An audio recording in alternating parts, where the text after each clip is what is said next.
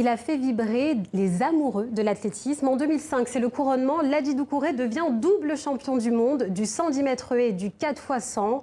Le sportif est désormais entraîneur. Ladji Doucouré est l'invité de votre rubrique Diaspora. Bonsoir. Bonsoir. Alors vous êtes franco-sénégalo-malien. Comment vous vivez cette triple culture?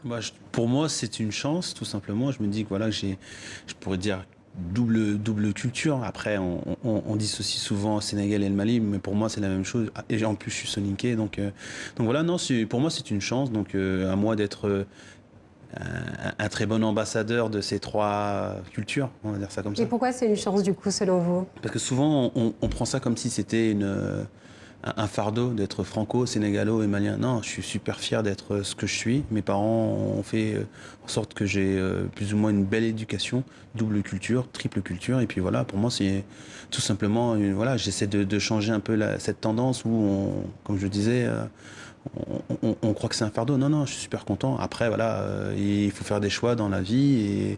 Et aujourd'hui, j'ai eu la chance de pouvoir porter haut ces trois couleurs, tout simplement. Alors justement, là, vous avez évoqué vos parents. Est-ce que c'est vos parents, est-ce que c'est vous qui avez décidé d'entreprendre cette carrière dans le haut niveau? En fait, c'est venu tout naturellement.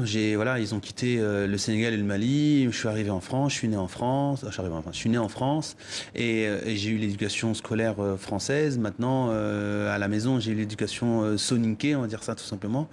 Donc j'ai cette chance. Et puis avec l'école, on m'a dirigé plus ou moins vers ce sport. Et alors que je voulais être footballeur comme beaucoup. Et puis voilà, ça s'est fait comme ça. Moi, je suis super content. Mes parents m'ont toujours accompagné, ils sont toujours restés dans l'ombre, mais voilà quoi. Et derrière, ils avaient une bonne directive en disant attention, tu fais ci, tu fais pas ça, et puis voilà. Alors justement, vous le dites, vous vouliez être footballeur. Comment s'est opérée la trajectoire du football vers l'athlétisme? En fait, tout simplement au collège, on m'a dit tu veux pas essayer de faire de l'athlétisme un peu? J'aurais dit bah non, moi je voudrais être footballeur, je n'ai pas envie de mettre de collants, des choses comme ça. Moi je veux rester avec mes copains, c'est bien de courir, mais je vais faire du foot. Puis on m'a dit discrètement, mon frère en fait m'a dit tu sais, si jamais tu apprends à courir un peu plus vite, tu seras un meilleur footballeur. Et là j'ai dit ah ok. J'ai une idée, on a une idée, on va le faire comme ça. Et au fur et à mesure du temps, j'ai pris goût, j'ai appris à aimer ce sport et puis je suis resté dans ce sport. Alors, vous avez décroché 2 titres mondiaux à 22 ans. On entend souvent parler des difficultés du passage de l'anonymat à l'hypermédiatisation. Comment vous l'avez géré? Très mal au départ, je dirais. Parce que, si vous voulez, au niveau du grand public, ça a commencé en 2004 pour moi, à Athènes, après les Jeux. J'ai commencé à être connu dans toute l'Afrique et dans toute la francophonie, tout simplement. Et alors que je n'avais pas gagné, j'étais tombé à la dernière haie, sauf que voilà, j'avais commencé à créer une histoire pendant 4 jours. Tous les jours, je passais un tour et je cassais un peu certaines barrières, même s'il fallait les franchir. Et ça s'est fait comme ça, sauf qu'à la fin de l'histoire, je suis tombé et puis les gens ont commencé à aimer un peu mon personnage, je pense. Sauf que pour moi, j'avais pas gagné, j'avais pas à être à cette place-là. Donc au début, ça a été assez difficile. Puis après, il y a eu la consécration en 2005 et à partir de ce moment-là, je me suis dit, bon, là, t'as pas forcément le choix. Tu dois assumer ce rôle-là parce que voilà, moi, j'ai eu des modèles plus jeunes et aujourd'hui, je sais que je serais peut-être pas forcément un bon modèle, mais j'aime pas être un modèle. Aujourd'hui, ça vous effraie? Ouais, ça me gêne un peu. Mais bon, il faut que c'est un job, il faut que je donne envie à d'autres enfants à vouloir faire ce que je fais. Alors, après ce succès, on pense aux sponsors, on pense aux rentrées d'argent. Et pourtant, vous avez connu des difficultés financières. Pourquoi? Tout simplement parce que on va dire que l'argent est un peu tabou et puis j'avais pas forcément envie de rentrer dans cet univers-là ou à regarder ce que je gagnais parce que j'avais pas envie que ça me tourne la tête. Et mon objectif, moi, c'était d'être le plus performant et de passer tous les tours, tous les championnats et gagner le plus de médailles possible et de faire le bilan plus ou moins à la fin. J'avais pas envie de regarder ce que je faisais et de tout d'un coup me dire ah j'ai gagné ça, oh, et là boum, non. Par contre, là où ça a été très très bien fait, je dirais, c'est que on n'arrêtait pas de me rappeler ma position, c'est-à-dire je suis athlète, je dois rester athlète et faire en sorte d'être bien à l'entraînement, bien récupéré et être concentré sur l'athlétisme.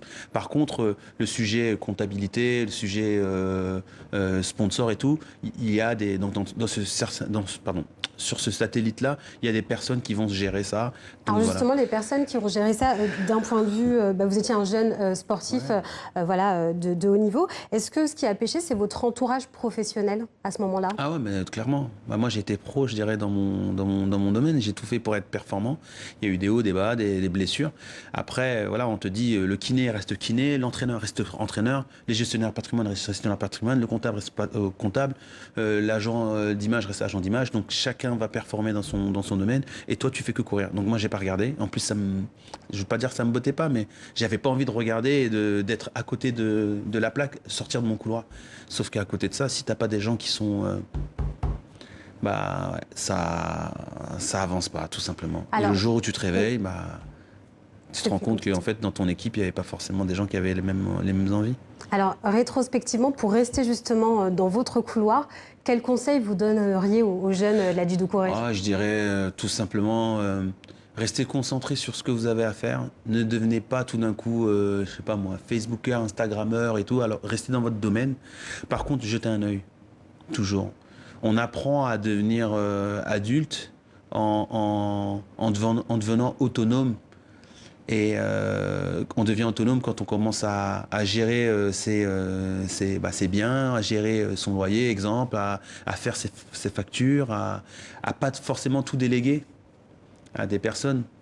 Et on grandit parce qu'un jour, quand le sport s'arrête, bah, il va falloir continuer à vivre. Même si les gens sont performants autour de toi, à un moment, bah, tu deviens parent, il y a la nounou et tout ça, mais il faut devenir parent, enfin apprendre à faire grandir ses enfants et tout. Et il faut toujours regarder. Le seul conseil que je dirais, c'est juste, voilà, on peut s'associer à deux personnes, mais il faut toujours regarder, avoir un œil dessus, sans que ça tourne la tête. Alors, vous êtes devenu entraîneur en France. Vous avez arrêté votre carrière donc, en 2017.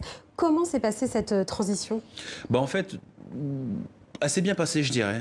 J'avais pas forcément envie d'arrêter, mais à un moment, il y a une fin à tout. On essaie de la préparer, mais le jour où ça arrive, on a un peu d'appréhension. Donc moi, j'ai commencé sur la fin à passer mes diplômes. Vous savez, on fonctionne par Olympiade. Donc, de 2012 à 2016, j'ai essayé d'être performant pour faire les Jeux Olympiques. Ça ne s'est pas forcément bien passé. Bah, déjà, avec les histoires, bon, c'était pas facile.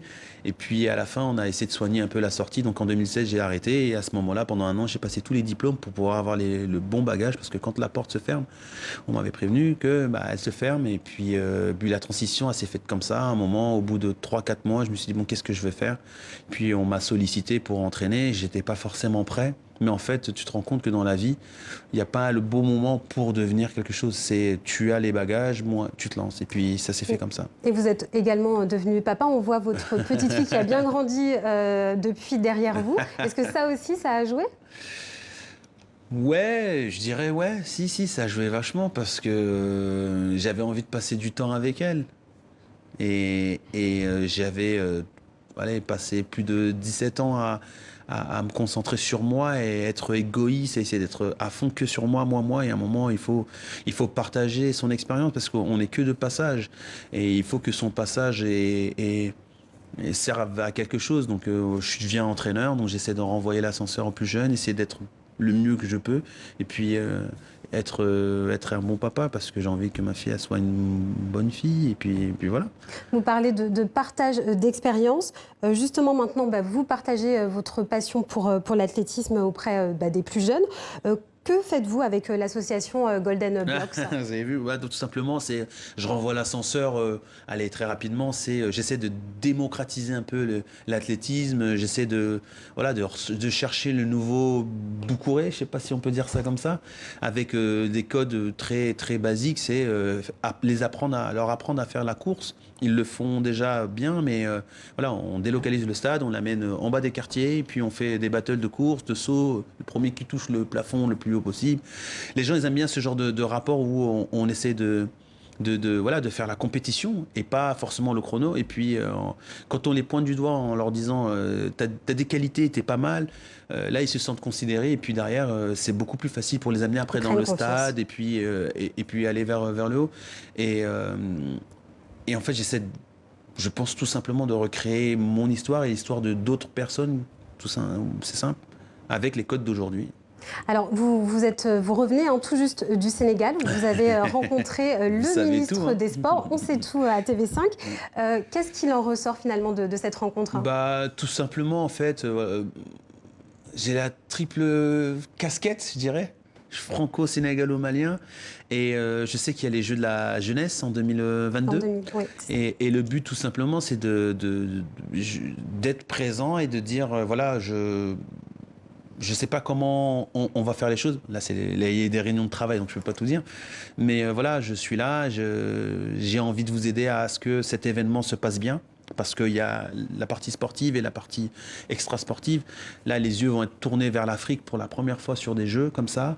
Il y aura du monde. Il faut savoir qu'il y a il y a la performance, mais il y a l'accueil. Il faut savoir que tel pays s'organise comme ça, tel continent s'organise comme ça.